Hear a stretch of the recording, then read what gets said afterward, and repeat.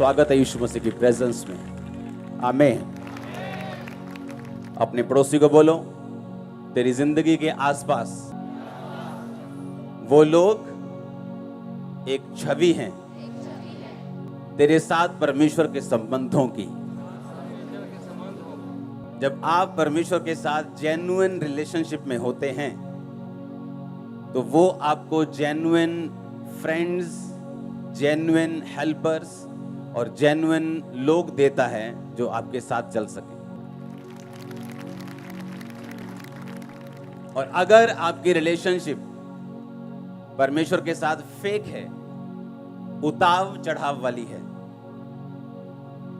कम विश्वास वाली है, तो आपके आसपास के लोग भी जो आपकी लाइफ में होंगे वैसे ही होंगे।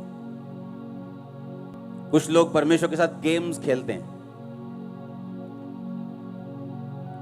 वो बोलते जब मैं चर्च में हूं मैं एक विश्वासी हूं, लेकिन जब मैं अपने काम में चला जाता हूं मैं एक बिजनेसमैन हूं। मेरी बिजनेस लाइफ और मेरी स्पिरिचुअल लाइफ दोनों अलग अलग है, और मैं जिस तरह से मर्जी बिजनेस कर सकता हूं उसमें मुझे झूठ भी बोलना पड़ता है, उसमें मुझे थोड़ा बहुत हेरा फेरी भी करनी पड़ती है। और इसीलिए आपके आसपास के लोग भी वैसे ही होते हैं, क्योंकि जैसे वो निराशा जो आप परमेश्वर की लाइफ में बोते हैं आपको काटने को मिलती है आपके अपने लोगों से जो आपके आसपास है। जब परमेश्वर के साथ हम एक जेन्युइन, एक असली, एक रिलेशनशिप में होते हैं तो परमेश्वर भी हमें हमारी लाइफ में असली लोग देता है। फिर आपका पति आपको फेक प्यार करने वाला नहीं होगा कि आपको मुंह पर जानू जानू बोलकर बाहर एक जानू रखी होगी। आप समझ रहे मेरी बात? हम जो कुछ भी परमेश्वर के साथ करते हैं उसका बदला हमें अपनी लाइफ के आसपास मिलता है।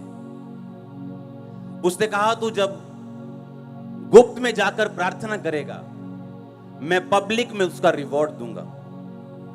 तू प्रार्थना तो गुप्त में ही करेगा लेकिन उसका रिवॉर्ड मैं पब्लिकली तुम्हें दूंगा। तुम्हें बताने की जरूरत नहीं होगी कि तुम बहुत प्रार्थना वाले व्यक्ति हो या तुम गुप्त में बहुत प्रार्थना करते हो। तुम्हारा रिवॉर्ड, तुम्हारा रिजल्ट शॉकिंग होगा लोगों के लिए, ये रिजल्ट होगा।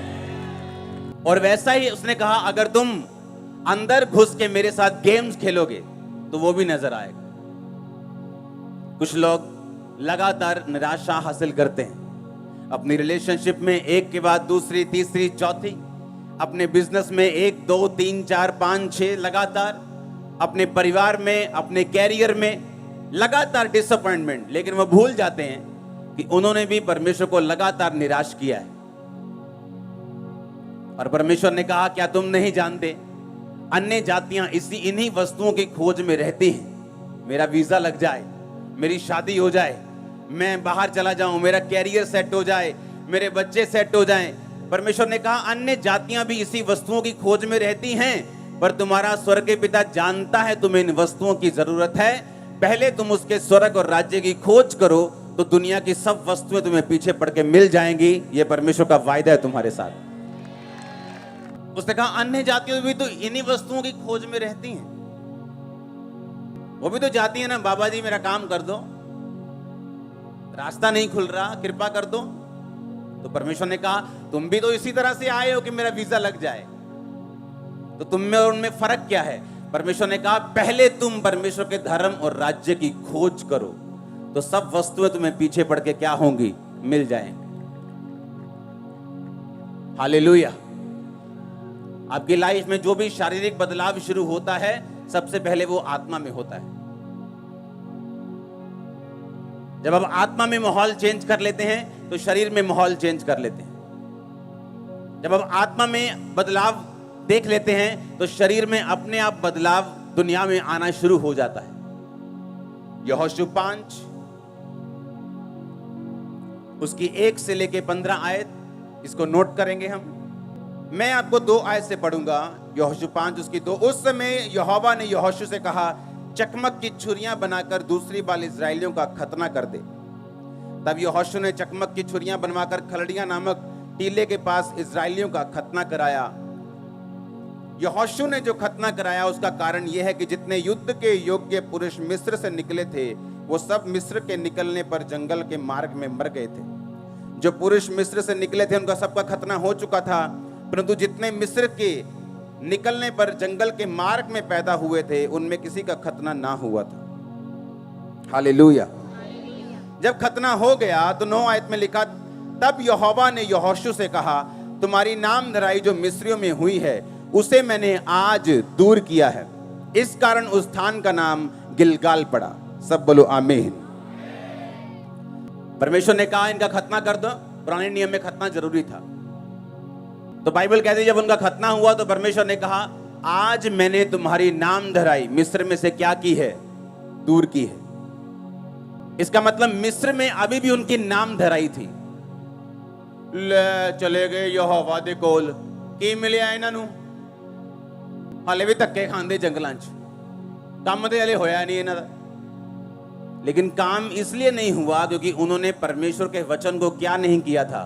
पूरा नहीं किया था।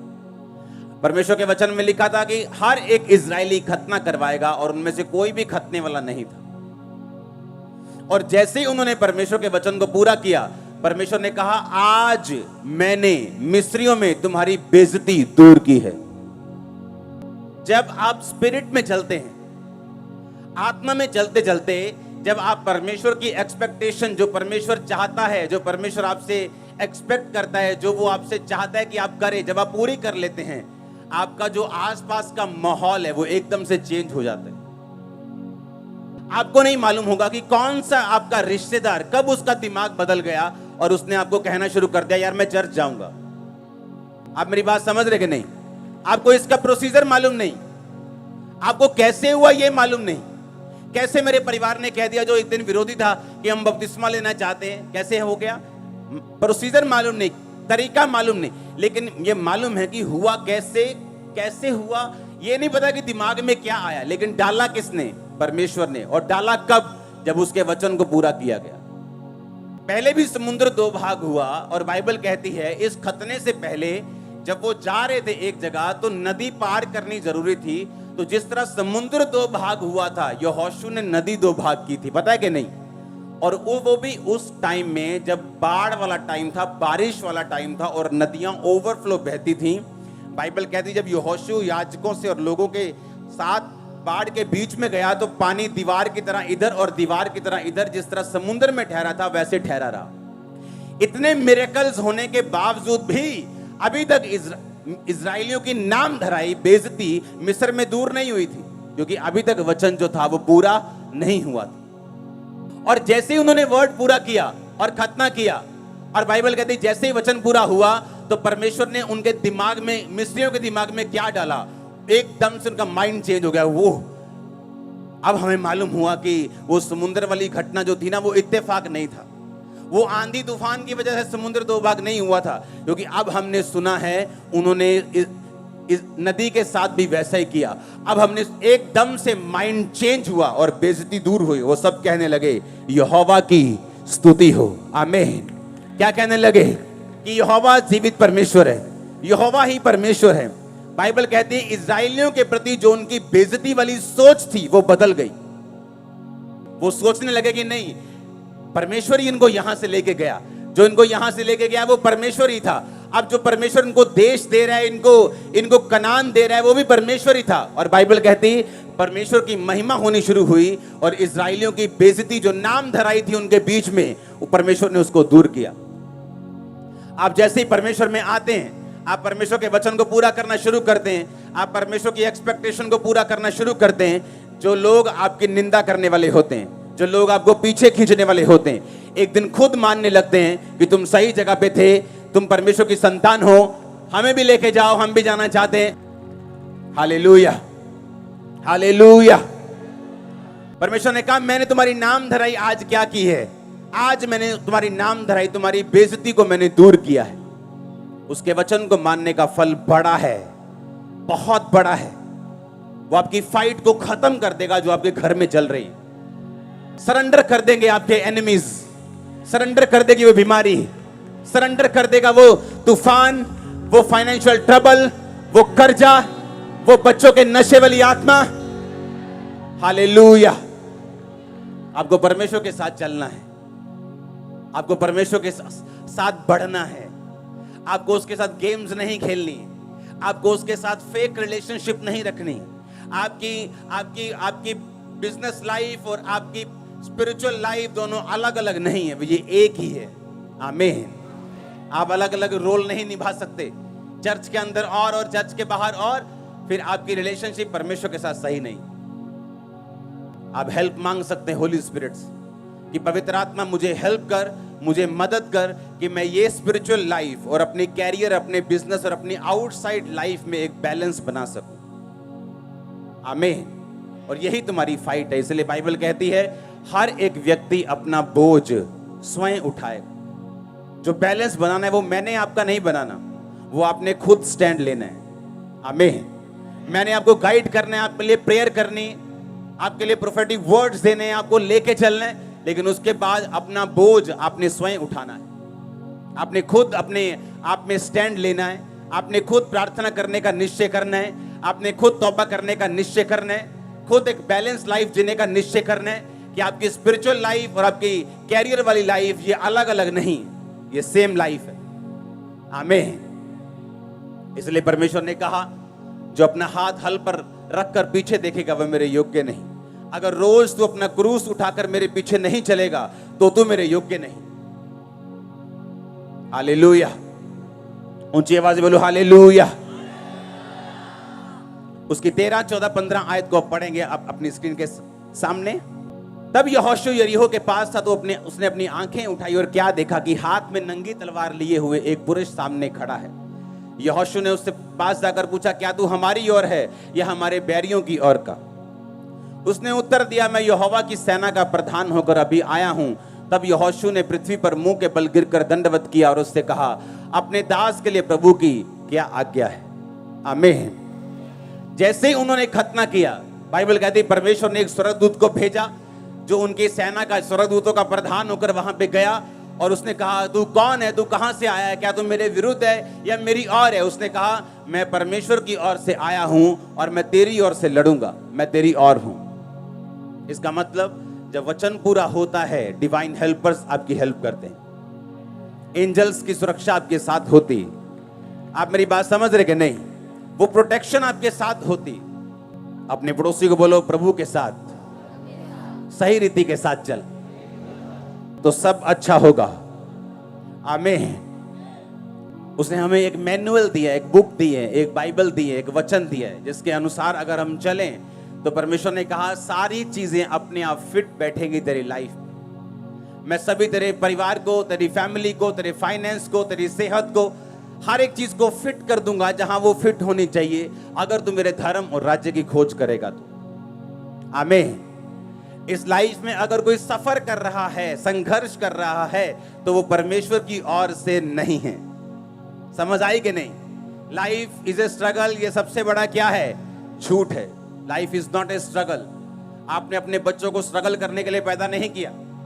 आपने ये प्लान नहीं किया कि चलो पहला बच्चा करते ताकि ये सदा फाइनेंशियल मुश्किल में रहे, दूसरा बच्चा चलो सदा ये बीमार रहे, चलो तीसरा बच्चा करते हैं सदा इसमें मुसीबतें रहे, सदा जेल में रहे। ऐसा होता है कभी? ऐसा कोई नहीं सोचता। अगर आप नहीं सोचते, परमेश्वर ने कहा तेरी और मेरी सोच में जमीन और आसमान का फर्क है। अगर तू अपने बाल बच्चों को अच्छी वस्तुएं दे सकता है बुरा होकर भी, तो मैं अपने बाल बच्चों को अच्छी वस्तुएं क्यों ना दूंगा? अगर तू रोटी मांगने पर सांप नहीं देता तो मैं अपने बच्चों को अच्छी वस्तुएं मांगने वालों को क्यों नहीं दूंगा? Life is not a struggle, ये झूठ है। लाइफ स्ट्रगल तब है जब हम अपने पिता से, अपने परमेश्वर से डिस्कनेक्टेड हैं, हमें नहीं पता कि जीवित परमेश्वर कौन है, इसीलिए life is a struggle. Life struggle नहीं है, नहीं तो हालेलुया। लाइफ स्ट्रगल नहीं है, इसलिए परमेश्वर ने आपको बाइबल दी है। अगर आप यहोशू 6 पढ़ें तो उसमें लिखा, परमेश्वर ने कहा यहोशू ये सामने यरीहो की दीवार है, और आजकल की दीवारों की तरह वो 13 इंच या 4 इंच या 9 इंच या 18 इंच की नहीं थी, फुटों में थी। इतनी बड़ी मोटी दीवार थी कि उसके ऊपर घर पड़ जाते थे। समझ आ रही कि नहीं?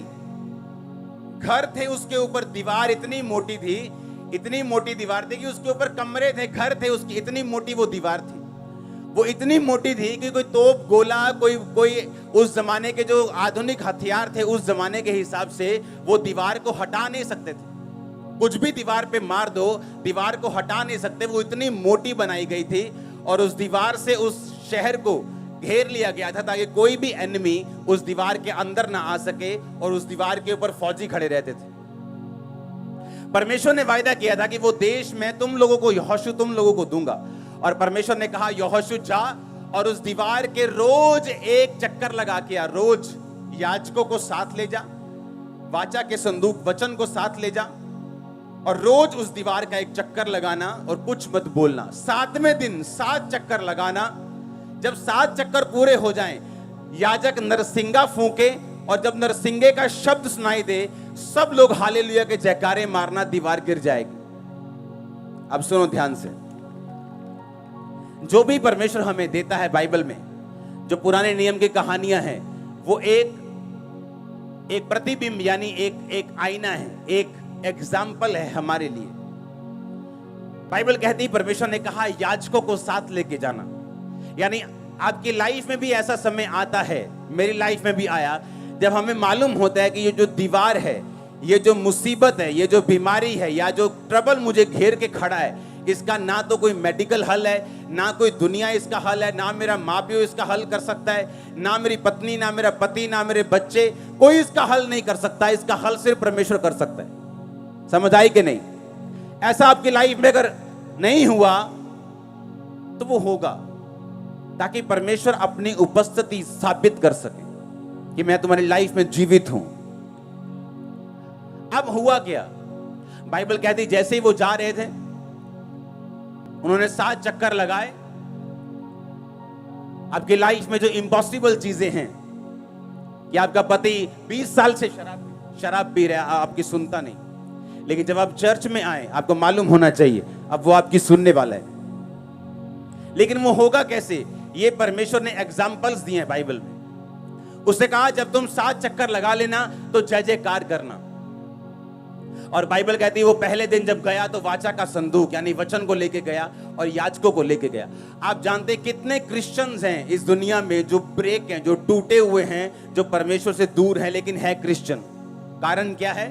कारण यह है कि वाचा का संदूक वो साथ लेके गए। आज क्रिश्चियंस हद से ज्यादा गिनती में हैं जो रोज बाइबल नहीं पढ़ते। आप जानते हैं, आपने लंगड़े चलते हुए हर संडे देखे हों तो भी आप विश्वास में बने नहीं रह सकते जब तक आप खुद बाइबल नहीं पढ़ेंगे और खुद नहीं सुनेंगे। आप मेरी बात समझ रहे कि नहीं? आपने अपने सामने मुर्दा जिंदा होता देखा हो, अंधे देखे हों, पागल संगलों से छूटते हुए देखे हों, तो भी आपको वचन पढ़ने की जरूरत है। आपको मालूम, अगर आप वचन नहीं पढ़ेंगे, आपकी स्पिरिट में शैतान अविश्वास के साथ और अपने ऐसे वचनों के साथ और अपने ऐसे क्वेश्चंस के साथ अटैक करेगा जिसका जवाब आपके पास नहीं होगा, क्योंकि शैतान कभी भी इमोशनल जवाबों से नहीं मरता, वो वचन के जवाबों से मरता है। आप समझ रहे क्या?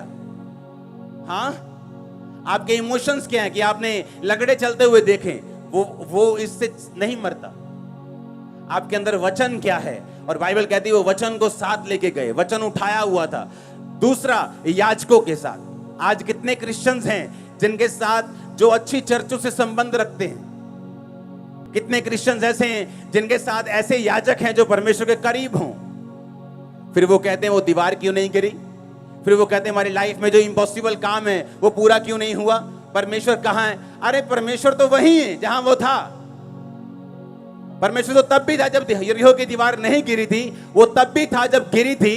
अब बात यह है कि परमेश्वर की हुक्मों को, उसकी आज्ञाओं को, उसके जो हुक्म हैं उन्होंने माना कि नहीं माना।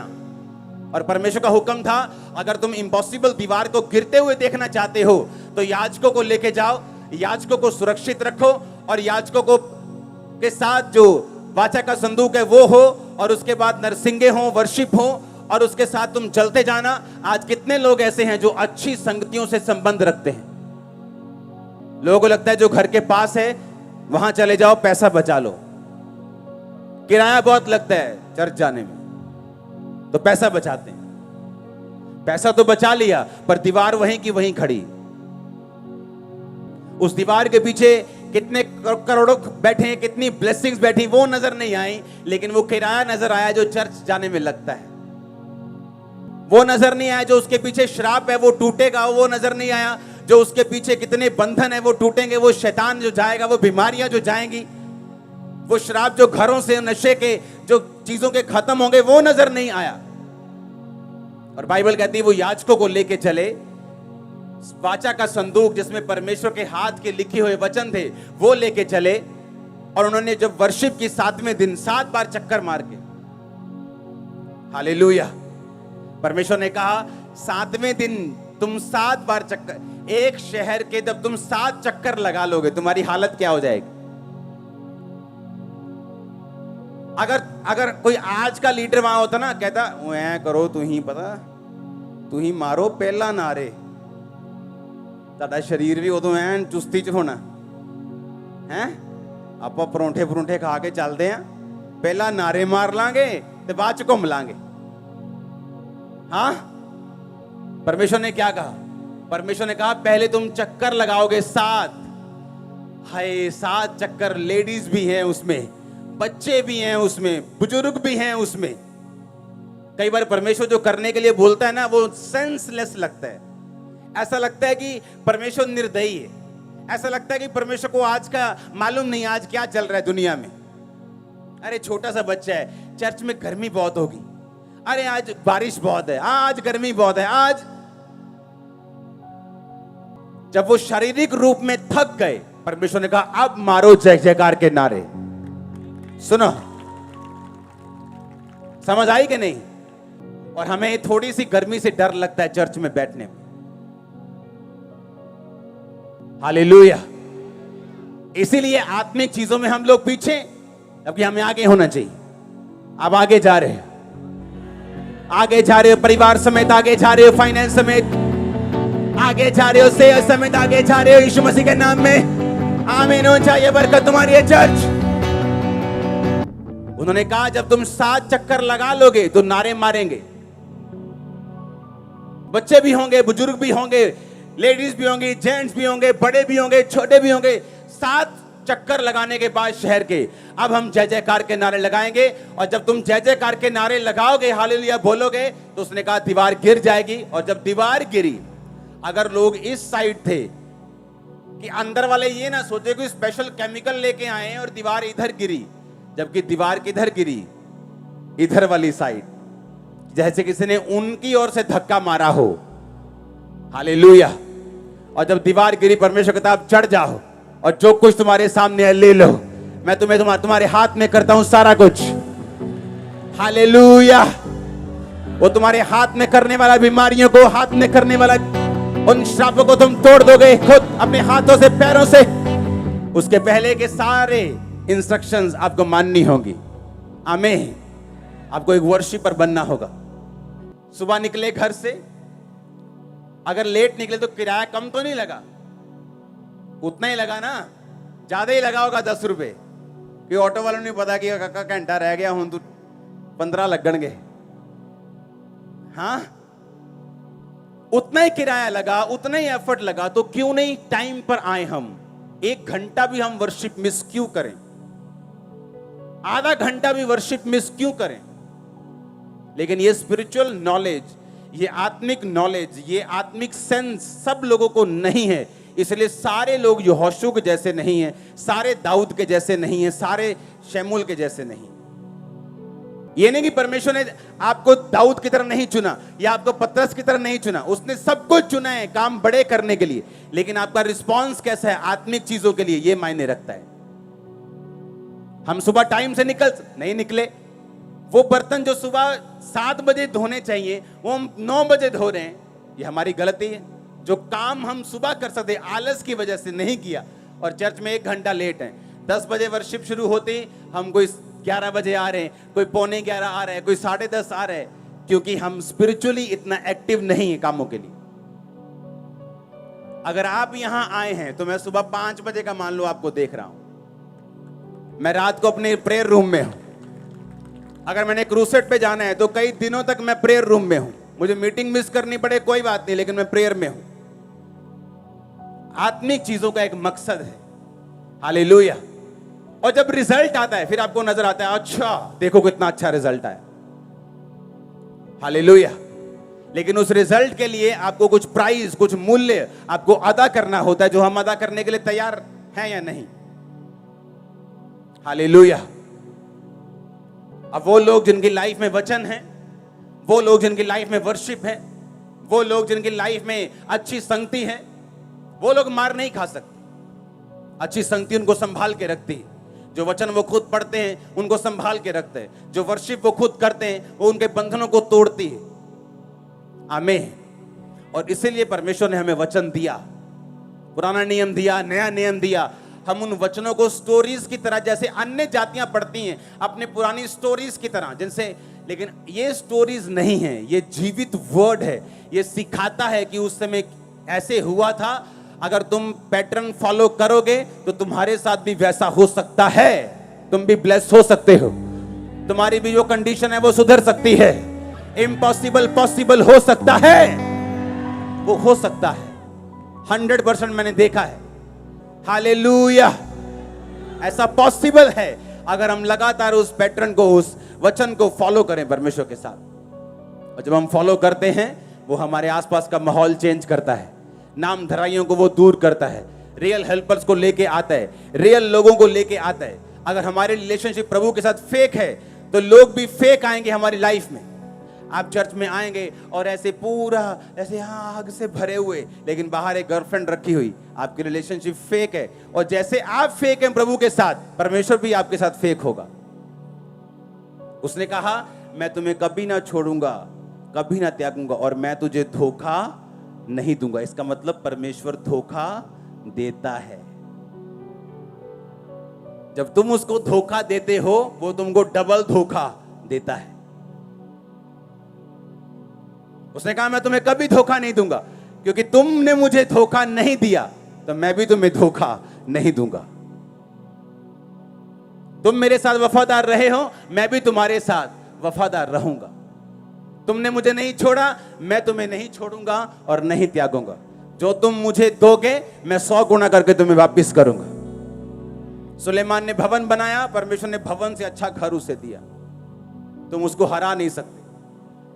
अगर धोखा दोगे तो वो बड़ा देगा, पैसा दोगे तो वो बड़ा देगा। तुम जो भी उसको दोगे वो तुम्हें वापस करेगा। हालेलुया।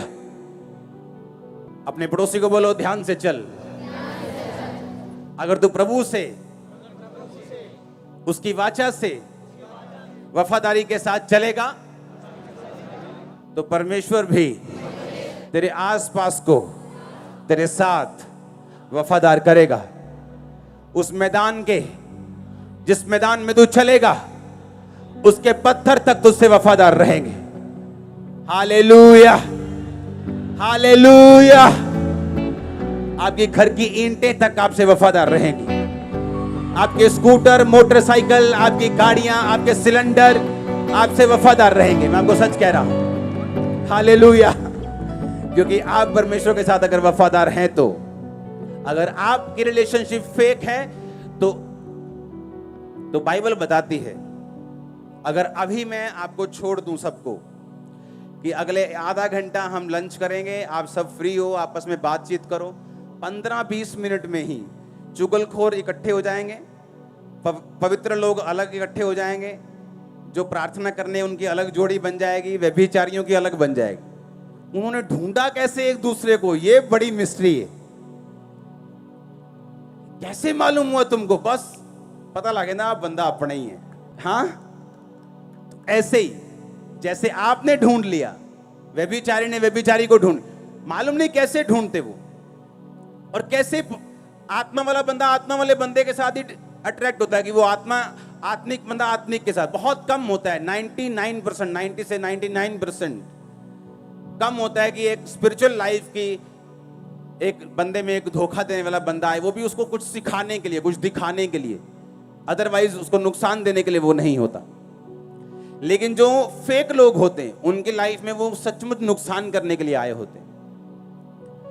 हालेलुया।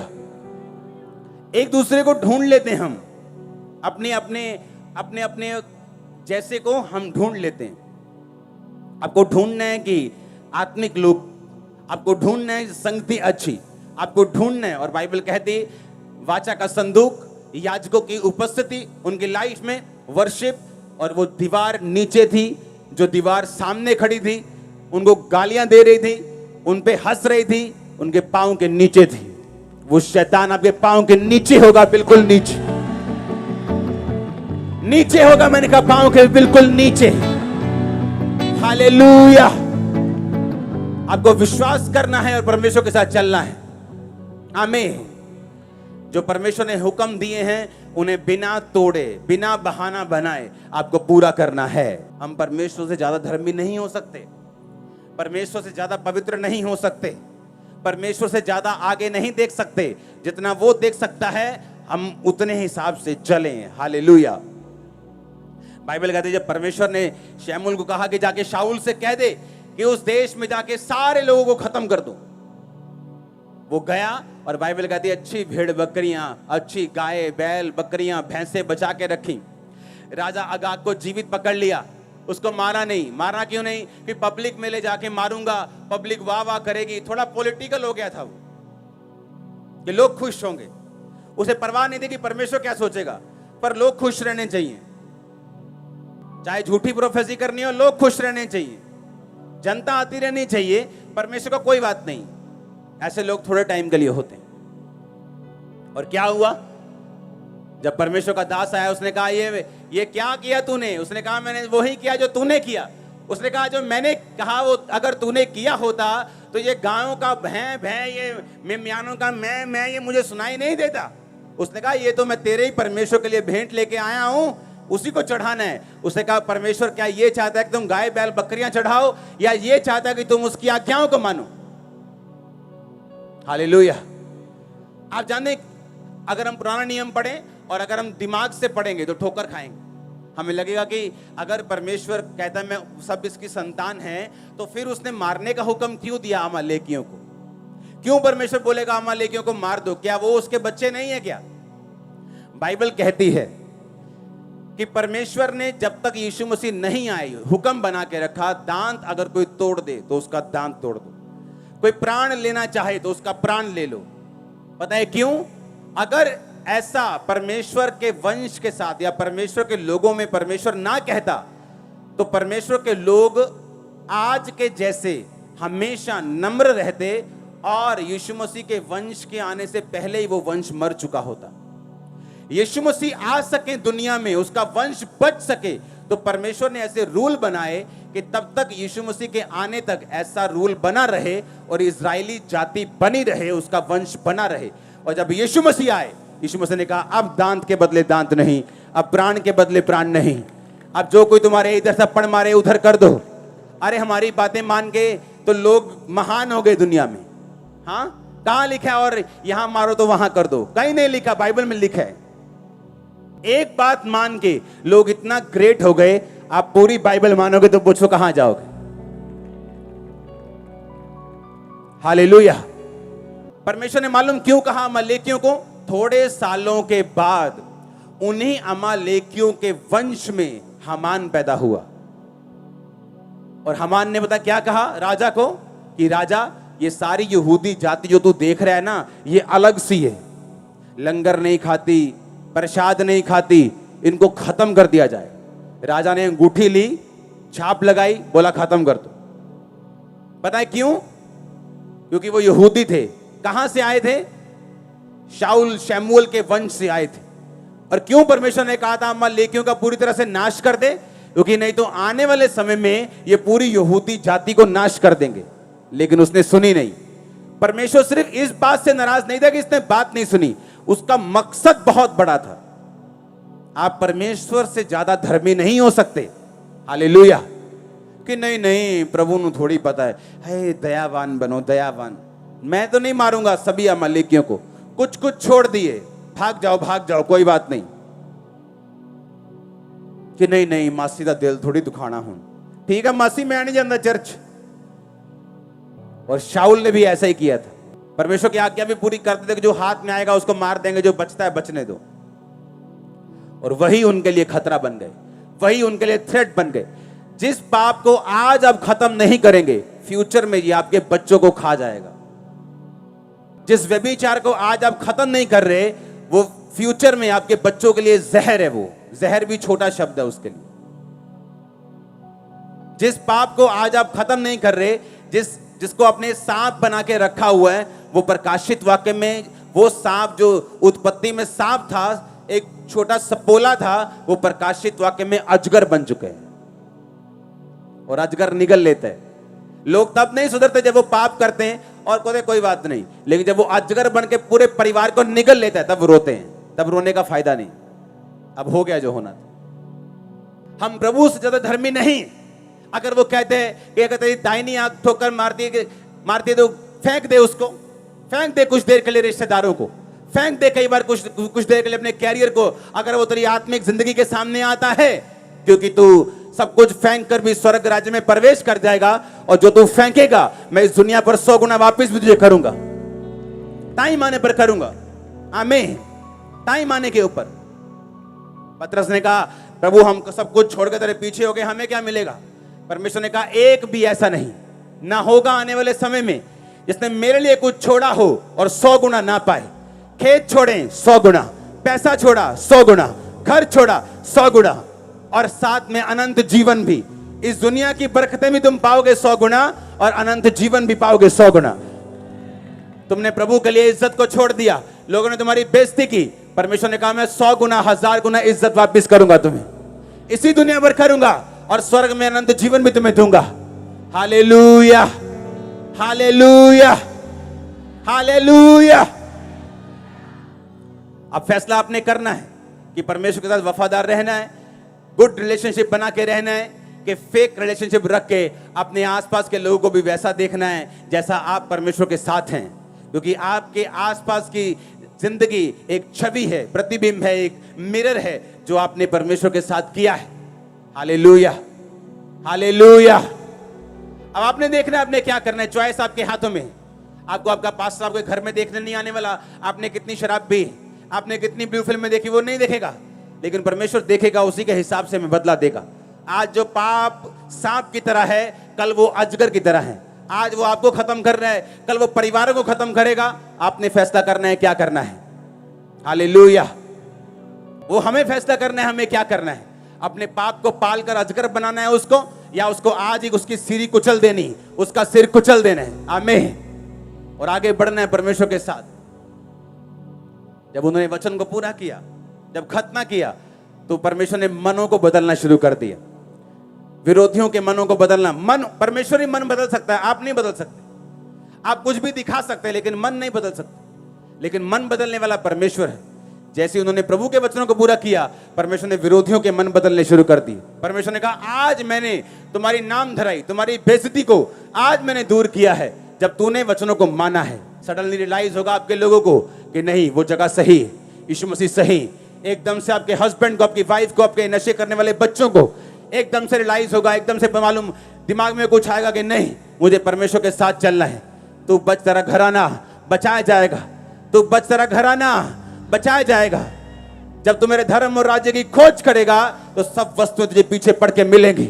हासिल करोगे आप सब चीजों को, ए से लेके जेड तक यीशु मसीह के नाम में।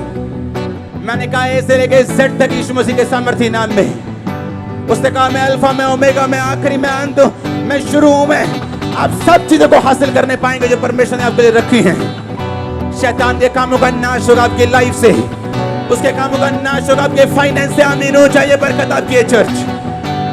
Hallelujah, hallelujah. अपने पड़ोसी को बोल वफादार रहे, इसमें तेरा फायदा है। आमीन। फिर से बोलो, पड़ोसी से वफादार रहे, इसमें तेरा क्या है। आमीन, आमीन। 7 बार बोलो आमीन, आमीन। हालेलुया।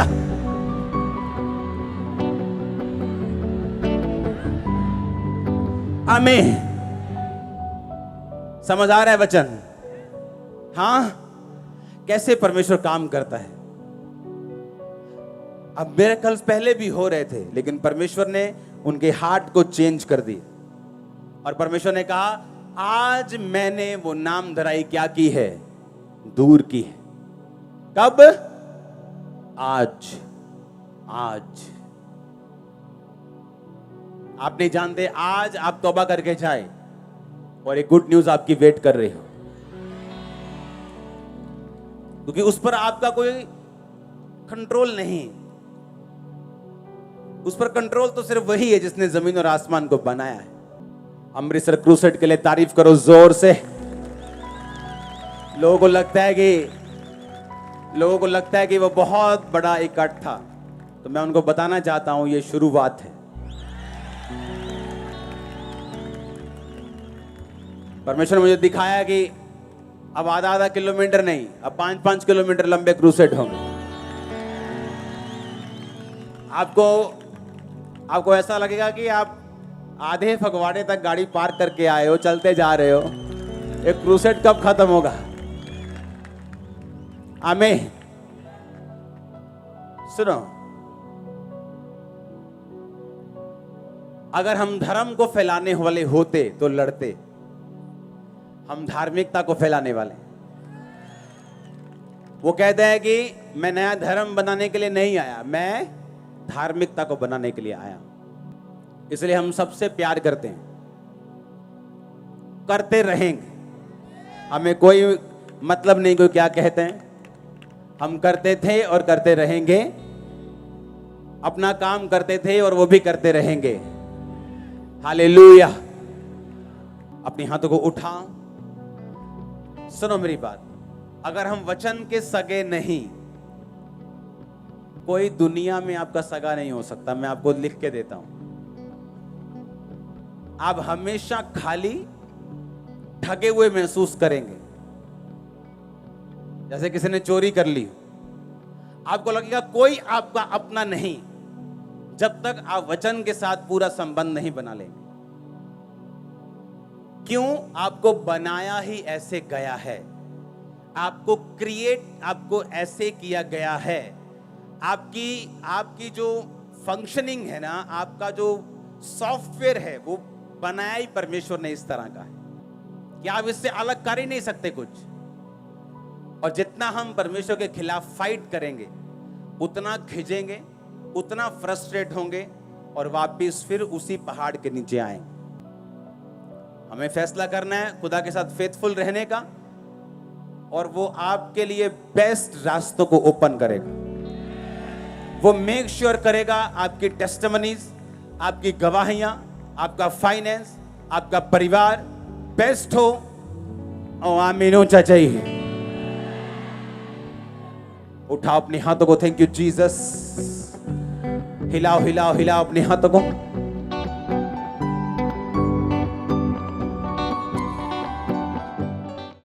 हमारे YouTube चैनल को सब्सक्राइब करें ताकि आप परमेश्वर के गहरे भेदों को जान सकें कि कैसे आप परमेश्वर में बढ़ सकते हैं, कैसे आप दुष्ट आत्माओं से, नशों से, बीमारियों से और वंशों के श्रापों से आजाद हो सकते हैं।